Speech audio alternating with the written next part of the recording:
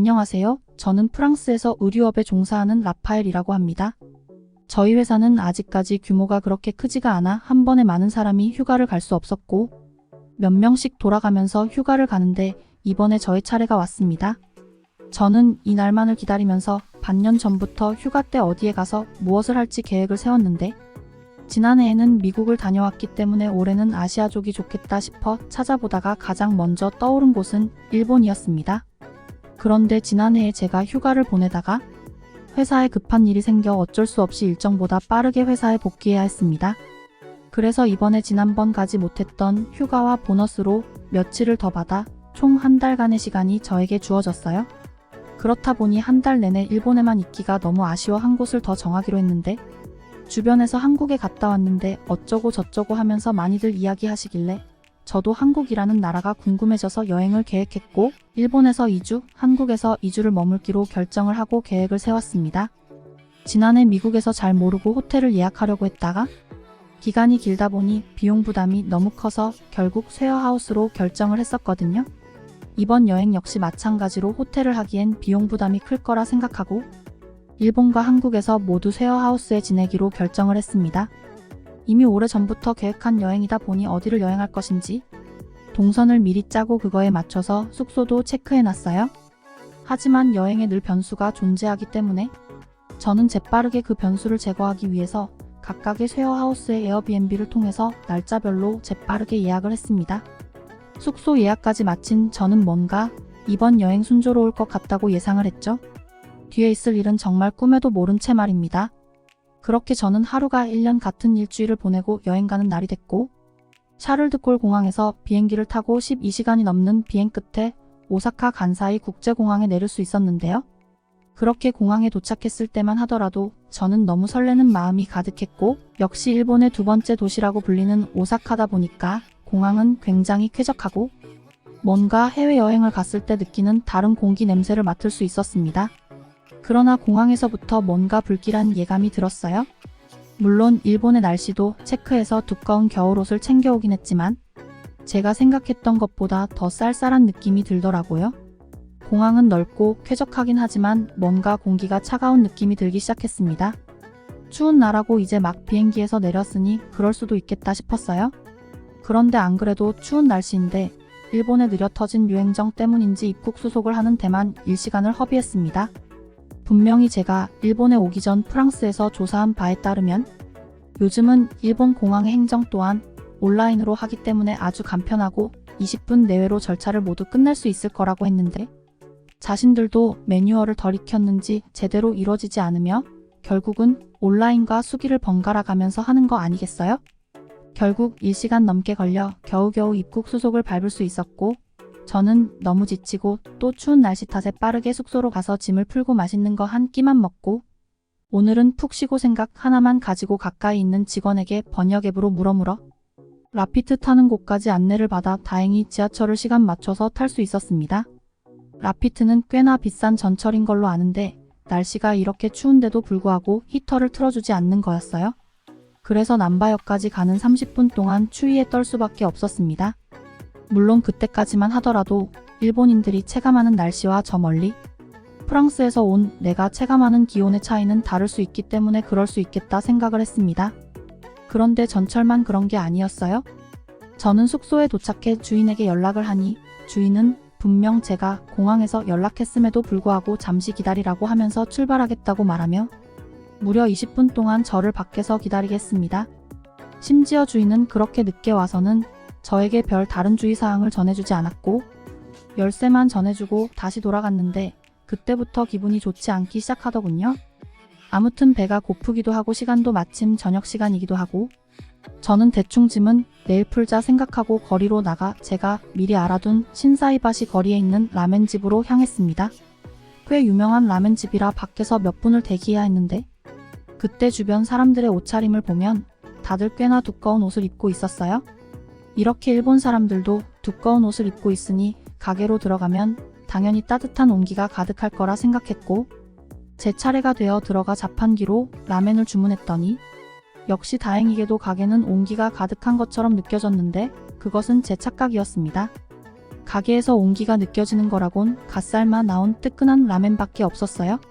사람들은 모두 외투를 벗지 못하고 추위에 떨며 음식을 먹고 있었습니다. 그래서 제가 용기 내어 혹시 난방을 해줄 수 없냐고 물으니 죄송하다면서 아직 날씨가 그렇게 춥지 않아서 히터를 틀어줄 수 없다고 하는 거 아니겠어요? 그때 정말 황당했지만 의사소통이 원활하지 않아서 저는 거기까지만 하고 주문한 라멘을 빠르게 먹고 나와 다시 숙소로 돌아가는데 돌아가는 길에 사람들이 줄지어 있길래 그곳을 보니 맛있어 보이는 타코야끼를 판매하고 있더군요. 그래서 저는 야식으로 먹으면 좋겠다 싶어 타코야끼를 1인분을 구입했고 편의점에서 맥주 한 캔을 구입해 숙소로 돌아가 노트북으로 넷플릭스를 보면서 타코야끼를 먹고는 그날 잠에 들었습니다. 다음 날이 됐고 저는 오전에 계획했던 일정이 있는데 기상 상황이 좋지 않아서 저는 다 포기하고 눈 구경을 하면서 영상을 보려고 노트북을 들고 숙소 근처에 있는 작고 아담한 카페로 들어갔는데요. 그런데 그곳에서는 저를 이 나라 일본에서 떠나라는 듯이 등 떠미는 사건이 발생했습니다. 주문을 하고 자리에 앉아서 노트북 전원을 켰는데 전날 밤 넷플릭스를 보느라 노트북을 사용했는데 미처 잠이 들어 충전을 하지 못해 배터리가 부족했어요. 그래서 저는 아무렇지 않게 바로 옆에 있는 콘센트에 코드를 꼽고 노트북 충전을 했습니다. 그러자 근처에 있던 한 여성이 나를 향해 막 소리 지르면서 다가오는 거 아니겠어요? 그래서 저는 너무 당황해 재빠르게 번역 앱을 켜서 일본인 여성에게 지금 무슨 말을 하고 있는지 번역을 부탁했는데 놀랍게도 번역 앱에 적힌 글씨는 당신은 전기도둑입니다. 지금 당장 경찰에 신고하겠습니다. 라는 말이 적혀 있었어요. 저는 영문도 모른 채 경찰서에 끌려갈 뻔했습니다. 여기서 끝이 아니라 그 여성의 말을 들은 직원이 달려와 저에게 가게의 재물을 무단으로 훔쳤다면서 저에게 피해 보상을 요구했습니다. 그때까지 저는 제가 뭘 잘못했는지 영문도 몰랐어요.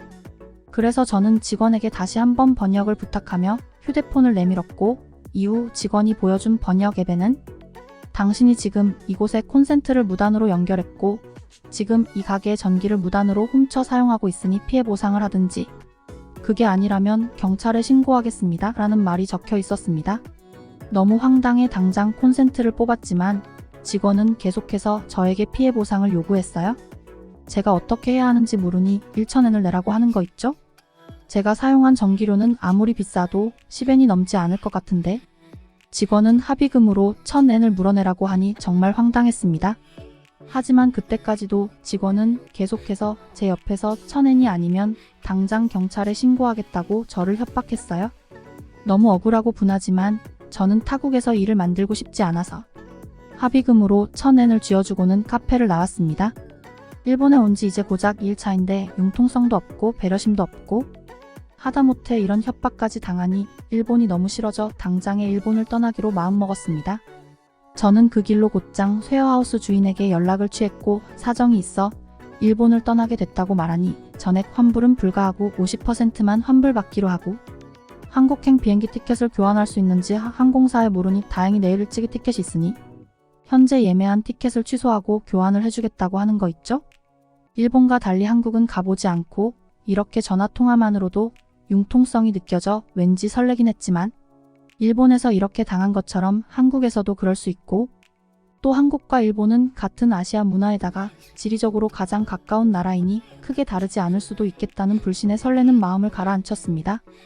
정신을 차리고 이번에는 급하게 변경된 일정에 먼저 2주 동안 머무를 게스트하우스를 결정해야 했는데 여러 곳을 찾다가 마음에 드는 한 곳에 연락을 해보니 다행히 가능하다고 하여 예약을 했습니다. 그리고 저는 과거에 유학 생활을 하면서 저희 회사에서 잠시 일을 함께 했던 한국인 친구에게 연락도 했어요. 그러니 마침 모레가 주말이고 아직 약속이 없다면서 흔쾌히 저와의 만남을 허락해 주었습니다. 그렇게 다음날 오전이 되어 저는 아주 재빠르게 짐을 챙겨 뒤도 돌아보지 않고 일본을 떠나 한국으로 오게 됐습니다. 한국도 일본과 별로 다를 바 없을 거라고 전혀 기대하지 않았는데 막상 와보니 일본과는 인프라적인 부분에서 완전히 달랐습니다. 인천공항에 내렸는데 간사이 공항과는 반대로 난방을 틀어놓았는지 조금도 춥다는 느낌을 받지 못했고 심지어 외국인 여행객들이 추울 수도 있으니 한국 여행 안내소에서는 저에게 담요와 핫팩을 선물로 나눠주기도 하더라고요.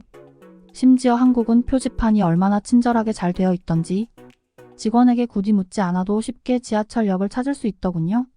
하지만 저는 당시에 마음이 너무 급해 직원에게 물어 지하철역까지 빠르게 갈 수 있었는데 그때 직원은 정말 고맙게도 저를 위해서 직접 지하철역까지 안내해 주었습니다. 그렇게 지하철을 탈 수 있었는데 정말 놀랍게도 이번에도 일본과 달리 지하철에 히터가 나오고 있어 저는 목적지까지 아주 따뜻하게 이동할 수 있었습니다. 그렇게 저는 게스트하우스에 도착해 짐을 풀고 그날은 아침 일찍부터 움직여서 그런지 너무 피곤해 대충 편의점 음식으로 끼니를 해결하고 푹 쉬었습니다. 다음 날이 되어 저는 한국인 친구를 만나기 위해 길을 나서려 했는데 눈이 내리더군요. 그때 저는 우산이 없었는데 마침 약속 장소가 가까워 그냥 눈을 맞고 가려고 했는데 게스트하우스 직원분께서 우산 없으면 우산 꽂이에 있는 우산 하나 들고 가라며 눈 맞으면 안 된다고 하시면서 저더러 잘 다녀오라고 인사를 해주셨습니다. 제가 있는 게스트하우스는 조금 높은 곳에 있어 저는 내리막길을 걸어 내려가는데 이상하게 그렇게 눈이 오는데 바닥에는 눈이 하나도 안 쌓여 있는 거 아니겠어요? 그렇다고 사람들이 눈을 지운 흔적도 전혀 보이지 않았습니다. 그게 너무 신기했지만 저는 당장 알 길이 없어 이따 만날 친구에게 물어보기로 하고 그 길을 계속 걸어갔습니다. 그렇게 약속 장소에 도착하니 이미 친구는 먼저 나와 저를 기다리고 있었고 저희는 5년 만에 만나 서로의 근황을 이야기하면서 식사를 했습니다. 이내 이야기 소재가 떨어져 갈 때쯤 저는 어제까지 있었던 일본에서의 일과 아까 본 그 모습에 대해 궁금해 질문했는데요. 그 친구는 아주 놀라운 이야기를 해주었는데 프랑스에서 나고 자라 잘 모르겠지만 한국에는 온돌이라는 게 집집마다 깔려있다. 집에만 깔린 게 아니라 지금처럼 눈이나 비가 와서 땅이 얼 때를 대비해서 땅 밑에도 열선을 깔아놨다. 눈이 온다 그러면 미리 따뜻하게 도로를 데워서 눈이 얼지 않고 바로 녹도록 하기 때문에 길거리에서 눈을 볼 수 없었던 거다. 물론 한국의 모든 도로에 설치되어 있는 건 아니고 서울부터 시작해 차츰차츰 전국으로 확대할 거라고 하더라라는 아주 놀라운 이야기를 해주었습니다. 저는 그 말을 듣고 도대체 왜 한국인들이 그런 생각을 할 수 있었는지에 대해 한 달 내내 골똘히 생각을 했어요. 그러다 저는 쉐어하우스로 이동을 했고 며칠 후 눈이 내리는 아침이었는데 저는 창문을 열고 잠시 눈을 바라보았습니다. 그런데 그때 제가 계속 생각하고 있던 한국이 왜 그런 생각을 할 수밖에 없었는지를 잠시나마 알 것 같은 장면이 제 눈에 보였는데요. 많은 양의 눈이 내리는데도 불구하고 학생들은 등교하고 어른들은 출근을 하고 있었습니다. 그 모습을 보니까 한국인들은 하루하루 열심히 살고 더 나은 삶을 위해서 저렇게 최선을 다하는 것 같다는 느낌이 들었어요.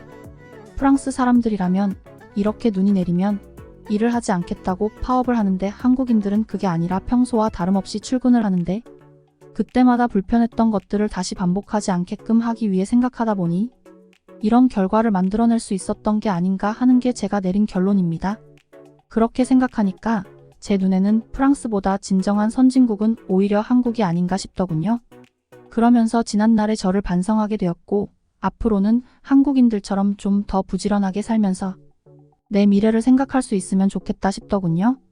지금은 비록 프랑스로 돌아와서 여느 때와 다름없는 일상을 보내고 있지만 마음만큼은 여전히 한국에 있는 것 같고 언젠가 저는 한국에 들어가 살고 싶다는 생각도 듭니다.